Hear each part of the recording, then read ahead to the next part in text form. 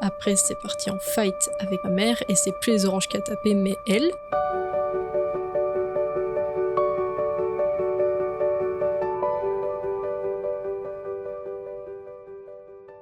Moi, c'est Caro. J'ai 21 ans. Je suis étudiante pour le moment à l'université de Liège. Je me décrirais charismatique. Non, je rigole. Je suis une personne travailleuse qui a une pitoyable estime d'elle-même. Quand j'étais petite, compliment. Ma mère disait toujours que j'étais jolie, alors que moi, j'y croyais pas. Sinon, je sais pas trop. Ma mère, elle est peu confiante en elle, elle a peu confiance dans les autres, ce qui fait qu'elle se freine énormément beaucoup. Par contre, elle sera toujours là pour nous et je sais qu'elle nous aime de manière inconditionnelle.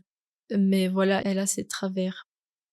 Mon père a un adolescent de 50 ans qui est un mytho et qui croit en ses mensonges, qui recherche l'attention des autres, mais qui souffre lui-même de sa situation, d'être seul. Mon père et ma mère s'asseyaient toujours sur la table du salon pendant que nous on regardait les Disney. Et je me rappelle très bien, ils étaient en train de fumer, toujours avec les pichets en carton. Et ils se servaient dans des petits gobelets en plastique ou dans des verres de vin. Donc, et ça, je me rappelais, c'était tous les jours. Pour moi, je sais pas dire si c'était vraiment, vraiment joyeux parce que t'es toujours un peu imbibé d'alcool. Par exemple, on faisait des sorties dans un fort où ils faisaient un grand barbecue. Moi, je me rappelais qu'on y allait, c'était ambiance festive, mais je dirais pas que c'était festif entre mes parents. Donc, non, je dirais que j'ai pas de souvenir vraiment de jouer entre les deux. Après, quand mon père est parti, ça a continué, mais il y avait quand même une variation. Là, c'était des bières Jupiler.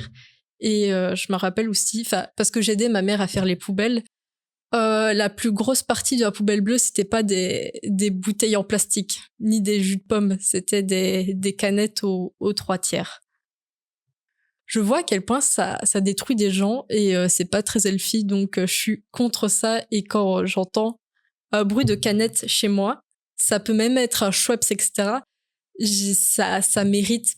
Je suis pas contre la consommation d'alcool chez les gens, mais c'est vrai que quand c'est ma mère qui en consomme, j'ai toujours une tension en moi à propos de ça parce que j'ai vu les conséquences que ça avait sur notre relation. Mon père et ma mère se disputaient de manière très violente. Je sais qu'il y a eu de la violence parce que j'en ai été témoin, mais aussi il y a eu beaucoup ce truc de on m'a raconté pour me faire détester mon père. Et des fois, c'est vrai que je mélange un peu les faits avec ce qu'on m'a raconté, ça a créé des souvenirs, donc des fois je peux m'imaginer des trucs. Je sais qu'un jour, ma mère revenait de faire les courses parce que elle s'occupait de mon frère et de moi toute seule. Mon père était là et il a piqué une crise. Il a pris les fruits et il les a tapés contre le mur. Après, c'est parti en fight avec ma mère et c'est plus les oranges qui a tapé, mais elle. Ces disputes, ça avait aussi des répercussions sur le moral de ma maman. Donc, ça avait des répercussions sur nous parce que c'était la seule à s'occuper de mon frère et de moi. Donc, par exemple, un jour, non, plutôt une nuit, je dormais paisiblement quand une voix m'a un peu agressée en me disant de remballer mes draps de lit parce qu'il fallait les laver à 4 heures du matin. C'est une heure comme une autre. Sauf que mon frère qui s'occupait d'aider ma mère à les mettre dans la machine à laver était en bas avec elle, alors que moi, j'avais comme programme télé les films porno de mon père sur lesquels il s'était endormi. Et du coup, j'ai été assez jeune, confrontée à la dure vie. Pour moi, la sexualité, quand j'étais jeune, pour moi, c'était un peu un truc bresson dégueu. Pour moi, il y avait quelque chose de malsain là-dedans. Après, bon, j'ai grandi. Il faut savoir que la première fois que j'ai vu Game of Thrones, c'était à sa sortie. Je me rappelle toujours que le premier épisode que j'ai vu, je crois que j'avais 7 ans, 8 ans. C'était Jaime et Cersei qui couchaient ensemble. Désolée pour le spoil, mais voilà. Et je me rappelle que j'étais en fait, mais c'est vraiment horrible. Je pense que j'ai été trop jeune confrontée à ça et vu que j'avais pas tous les éléments de compréhension, c'était compliqué de ne pas ressentir un malaise par rapport à ça parce que ma mère, je pense pas qu'elle ait été consciente de ce que je savais déjà à mon âge et en même temps sans tout à fait comprendre les tenants et aboutissants. 1 ou 2 fois, c'est vrai que des policiers sont venus aussi, intervenir parce que, voilà, les cris étaient quand même assez violents et donc on a déjà eu des interventions, policières. Quand tu es jeune et que tu vis ça, tu choisis souvent un camp, même si c'est pas forcément dur, mais là, c'était ma mère qui s'était toujours occupée de moi et j'ai voulu prendre sa défense quand j'avais 6 ans. J'ai regardé mon père, je me suis mise entre eux et j'ai fait, «Tu toucheras pas à ma maman». En me regardant, il a fait: «Tu bien la fille de ta mère» et il a pris sa main qui faisait au moins 2 fois ma taille et il m'a giflé, son gros doigt m'est rentré dans la joue. Je me souviens pas de la douleur, mais je me souviens d'avoir couru dans la salle de bain pour voir, le travail. Une petite ouverture, mais tout de même, c'était pas agréable. Après, toujours dans cette histoire de conflit et de mêler les enfants à tout ça, ma mère m'a prise et on a fait le tour des bars que mon père fréquentait pour montrer à quel point c'était un horrible et odieux personnage. Et pour finir le travail, elle m'a aussi proposé une autre activité qui était de jeter dans la voiture de mon père pour bien casser son jouet. Quand j'étais jeune, en général, je restais tout près de mon frère. Je pense qu'on restait beaucoup à côté, l'un assis de l'autre, sur les escaliers. Et en fait, on assistait de loin au cas où il se passerait quelque chose. On pouvait rien faire, mais si c'était grave, je pense qu'on avait toujours ce truc en mode on surveille et on intervient au cas où. Même quand on était petit, on se disait toujours que il pouvait se passer quelque chose d'irréversible. Avec mon frère, on se disputait souvent, mais quand les animateurs nous demandaient de nous séparer, ben on se séparait pas. On restait ensemble et on continuait à jouer. Pour la PlayStation, on jouait ensemble. Même si quand je battais mon frère à Call of, il me frappait après avec la manette. Mais je veux dire, on n'a jamais une relation frère et sœur, je veux dire, violente, même si on a été témoin de violence. En tout cas, je pense. Pour moi, c'est normal qu'on se dispute, mais ça, je dirais qu'on a une bonne relation, même si on était plus proches avant que maintenant, vu que mon frère a décidé de partir, et c'est normal, il a l'âge. Depuis qu'il a essayé un peu de fuir tout ça, je sens qu'il y a eu un peu un écart et malheureusement, on se voit moins. Ma mère, quand elle était énervée, elle criait aussi beaucoup sur nous. Mon père, il était pas... En fait, il était surtout présent pour faire des blagues. Mais voilà, je pense que les pires trucs qu'il disait, c'était à ma mère. En fait, on n'a pas vécu beaucoup de violence de notre père, c'était surtout entre eux. Et puis, ma mère envers nous, mais je sais très bien que il a déjà dit qu'on n'était pas vraiment ses gosses et qu'il ferait jamais rien pour nous. Mais ça, c'était plus pour atteindre notre mère, mais c'est vrai qu'il a jamais rien fait. Elle était présente, mais je me rappelle souvent d'elle en train de dormir dans le divan. Du coup, en fait, on était souvent seuls avec mon frère ou on était en dehors de la maison. C'est vrai que jouer, ça fait que tu ne penses pas vraiment à l'environnement autour de toi. Il y avait une fantastique invention qui s'appelait la PlayStation. Sinon, pendant les grandes vacances, soit on allait à l'école de vacances où il y avait de sacrés cassos, donc des fois tu te disais, on n'est quand même pas les pires, c'était rassurant. Et puis quand on a grandi, qu'on arrêtait d'aller à l'école de vacances, en fait on avait un ami dans la rue et on avait sa maman. Du coup en fait on allait squatter tout l'été chez eux. Il faut savoir que mon père, en plus d'avoir un sacré caractère de chien, et je pense que ma mère en avait aussi un de sacré caractère, ça a pu faire en sorte que les disputes soient d'autant plus violentes.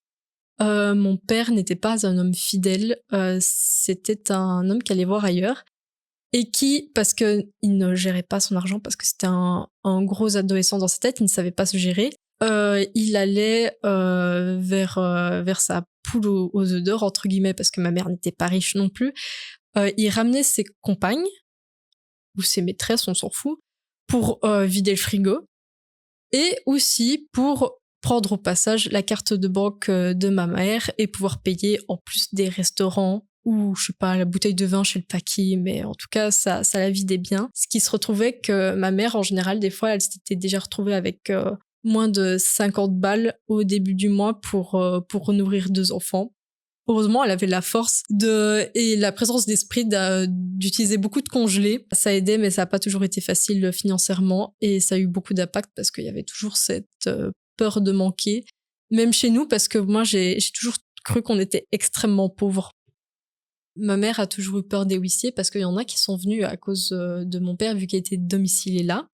Bon, on dit toujours que les huissiers sont des horribles personnes, mais là, il nous a quand même sauvé la peau parce qu'il nous a dit très clairement qu'il fallait le dédomicilier. Ce que ma mère a fait, et du coup, on n'a pas dû vendre la maison.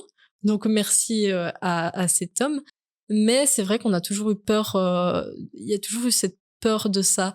Il y avait cette peur de demander des trucs à ma maman, comme le sport, etc. Parce que ça coûte cher. Je me rappelle aussi qu'on avait commencé scout et on avait arrêté parce que ça coûtait cher. Ça a été une chouette maman pour les anniversaires. C'est vrai, elle avait honte de la maison parce que nos murs, encore maintenant, c'est du plâtre en fait. Nos murs, c'est pas du papier peint. Du coup, elle a toujours eu honte de ça et on faisait des anniversaires au quick, etc. Pour nos anniversaires, en fait, ma mère a jamais voulu faire de différence. C'est-à-dire que, par exemple, mon frère, il avait son gros cadeau d'anniversaire. J'avais aussi un petit jouet en plus. Donc, pour ça, elle a toujours été là. Et malgré les problèmes d'argent, quand il y avait les vacances scolaires, elle se serrait la ceinture pour nous payer nos voyages à 800 € de ski. Donc, elle a toujours voulu être là et qu'on fasse les meilleures expériences. Ma maman a déjà dit, enfin, elle a déjà dit que si on n'avait pas été là, ça aurait été plus simple pour elle. Elle aurait pas à subir déjà la présence de mon grand-père, etc. Elle nous a déjà dit que si était devenu aide familiale, qui est pas un métier facile, elle aurait pu continuer des études et trouver un autre job, sauf qu'il fallait s'occuper de nous. Et aussi, les sorties, elle pouvait pas les faire parce que elle devait nous garder. Donc, en fait, il y a toujours su ce truc de elle nous a jamais dit clairement qu'elle regrettait de nous avoir eus, mais on sentait qu'on était une gêne par rapport à l'avancement de sa vie. Et moi, j'ai toujours, par exemple, regretté qu'elle n'ait jamais rencontré quelqu'un qui aurait pu la soutenir. Et moi, je m'en suis très souvent voulu parce que je me suis toujours dit que si elle nous avait pas eu, elle aurait pu reconstruire sa vie. Et en fait, pendant très longtemps, je me suis dit qu'il aurait mieux valu qu'on soit pas là. Vers mes 16 ans, quand elle a commencé à dire qu'elle en avait marre de la vie. Et entendre ça à 15 ans, c'est horrible. On fait le lien et tu te dis qu'elle a été seule. Quand je partirai, elle sera seule et elle aura jamais pu rien construire. Donc, c'était vraiment très compliqué. Surtout que tu t'en veux déjà. Et je me rappelle que là, elle buvait quand même beaucoup plus que maintenant où elle fait quand même des efforts. Donc il y avait beaucoup de conséquences à ça, beaucoup pendant la nuit où des fois elle se réveillait, elle avait faim, du coup elle se faisait cuire des œufs, mais elle s'endormait entre-temps. Je me réveillais avec des odeurs de fumée dans la maison et une poêle totalement carbonisée. Une fois aussi, elle avait dû prendre des médicaments. Et médicaments plus alcool, c'est pas un super mélange. Je me rappelle, j'avais entendu un gros gros boom qui venait du salon. Et en fait, c'était ma mère qui s'était effondrée. Et elle s'était tapée la tête contre le carrelage. Elle balbutiait, mais c'était effrayant de voir ça. J'ai appelé l'ambulance. Quand les ambulanciers sont venus et qu'elle commençait à reprendre connaissance, elle nous a crié dessus en me disant qu'on aurait mieux fait de la laisser crever là, quoi. Au départ, c'était beaucoup de culpabilité. Après, quand la culpabilité est partie, ça a été beaucoup plus de la colère. Et donc maintenant, je suis beaucoup plus dans tu me fais chier, je vais pas te rendre, mais je vais te le faire sentir que tu dois me laisser tranquille, quoi. Je m'en veux. En fait, le truc, c'est que elle a une vie compliquée qui fait que je comprends pourquoi elle est comme ça, mais en même temps, je n'ai plus envie de me laisser faire. Et en fait, de mon frère et moi, ça a toujours été moi qui a eu le plus gros caractère. Je vais lui dire qu'elle me fait chier. Au départ, c'était plutôt elle qui avait tendance à me traiter de monstre, de connasse, etc. Maintenant, elle me traite de connasse. Je dis que c'est vraiment une grosse conne. Donc voilà, en fait, maintenant, j'ai honte de moi parce que je comprends, mais mon langage envers elle, je sais plus le surveiller parce que j'ai trop vécu ça et maintenant, je trouve ça injuste. Je vais être dans la réaction. Donc, c'est-à-dire que tu m'agresses, je vais t'agresser, mais je serai toujours là pour elle, c'est-à-dire que si elle a besoin de quoi que ce soit, même je peux même avoir la colère à la gorge, elle a besoin qu'on remplisse là maintenant des papiers administratifs, je vais l'aider à remplir les papiers administratifs, je serai toujours là pour elle et ça quoi qu'il arrive. Elle m'a fait des remarques au niveau de mon poids, depuis j'ai perdu un peu de poids parce que c'est vrai qu'elle a été extrêmement violente à ce propos-là, mais je pense des fois il y a tellement un poids émotionnel et de la haine ou se sentir humilié que Par exemple, quand tes enfants réussissent, tu veux prouver que tu vaux quelque chose, tu vas le faire en rabaissant ton fils ou ta fille. Quand j'ai commencé l'UNIF, je fais des études en psychologie, elle m'a toujours dit que je serais une horrible psychologue.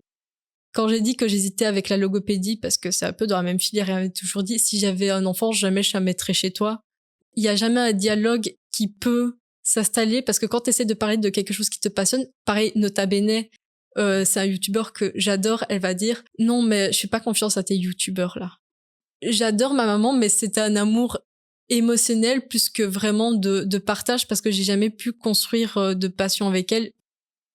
Moi, en tant qu'adolescente, j'avais pas d'estime de moi, c'est-à-dire que quand j'ai commencé à secondaire, je restais beaucoup avec mon frère et ses potes à l'école parce que j'étais en mode déjà je ressemblais pas trop au fil d'école parce que j'avais pas l'argent pour m'acheter les habits de ce style-là. Ma mère n'était pas non plus la meilleure conseillère. C'était du style à te couper la frange au-dessus des sourcils et après te dire non mais c'est très bien alors que c'était juste pour pas payer le coiffeur. Je vous rassure, j'ai été très souvent au coiffeur mais les capoules de ma mère, je m'en rappelle et c'était douloureux des fois. Mais voilà, et puis j'étais beaucoup moins dans le gossip. Moi, j'étais fort très Seigneur des Anneaux. Pour créer des conversations autour de ça, c'était compliqué. Et aussi, je pense que j'étais aussi une adolescente un peu maussade, c'est-à-dire que j'étais très souvent mal dans ma peau et quand je suis mal, moi je peux pas le cacher, ça se lit sur mon visage. J'étais mi bizarre, mi un peu sombre et sinon je me sentais nulle. En fait, je savais que j'avais des capacités scolaires, mais on va dire que j'ai toujours manqué de confiance en moi. Par exemple, en cinquième secondaire, jamais j'aurais cru que j'aurais fait des études universitaires. J'avoue que j'ai eu des bons profs qui comprenaient pas toujours pourquoi je me mettais à pleurer de stress, etc. Et d'ailleurs, quand on me fait des compliments, je pleure parce que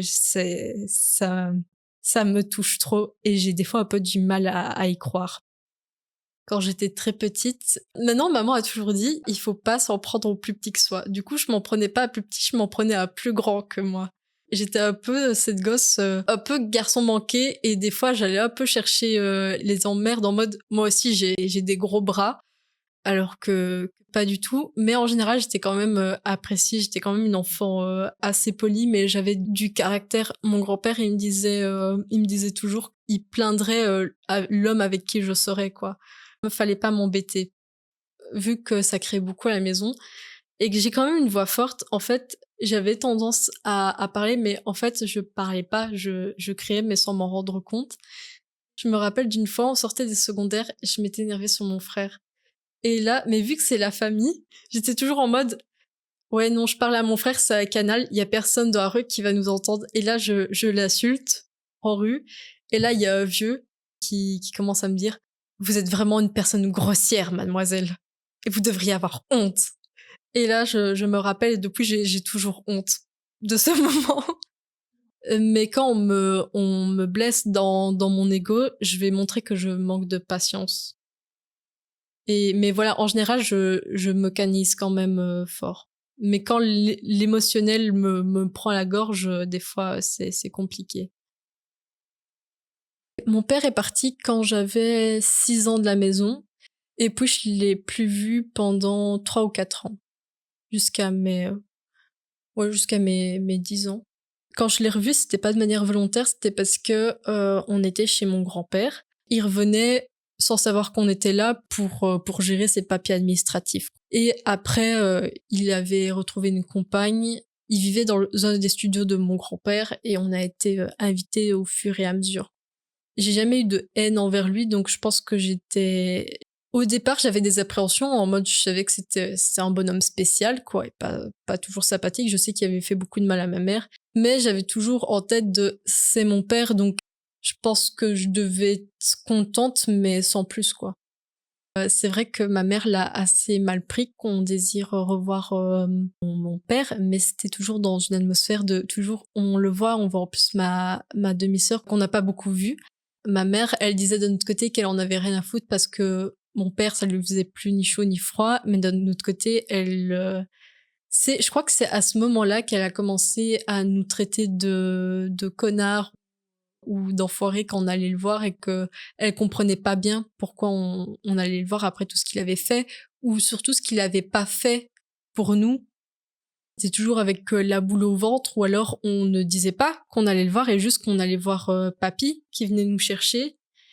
Et du coup, on disait des fois bah, à mon père quand il venait bah, d'attendre au bout de la rue pour aller marcher et monter sans qu'elle nous voie, quoi.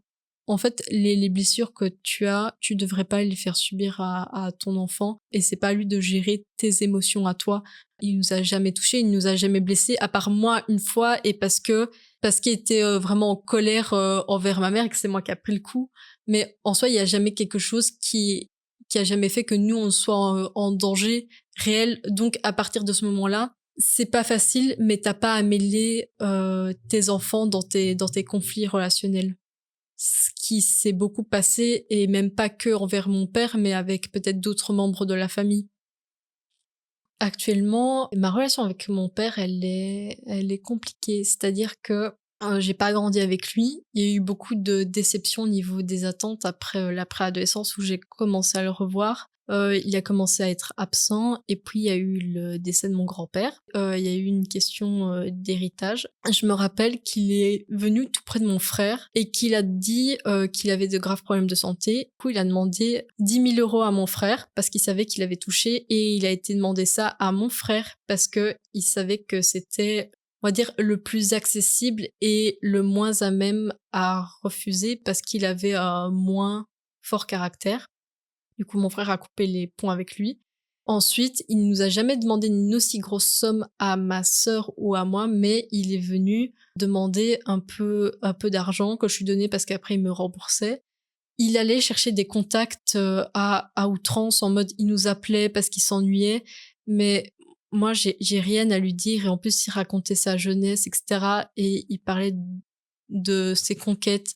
Et quand on se voyait, bah il allait draguer les serveuses. Il allait dire des choses odieuses en mode qu'il aimerait bien se taper des petites vietnamiennes. Et moi, c'était pas mon délire d'entendre ça. Je me retrouve dans une situation où je sais que le voir lui ferait du bien. Je ne chercherai pas à le voir, mais si ça peut alléger son quotidien, je le verrai, mais pas toutes les semaines, quoi. Ce serait beaucoup me demander. La seule famille où j'avais vraiment des contacts parce qu'avec j'avais pas de cousins de mon âge du côté de ma maman et puis elle était en conflit aussi avec des membres de sa famille. En fait, la seule famille que j'avais, c'était ma famille paternelle.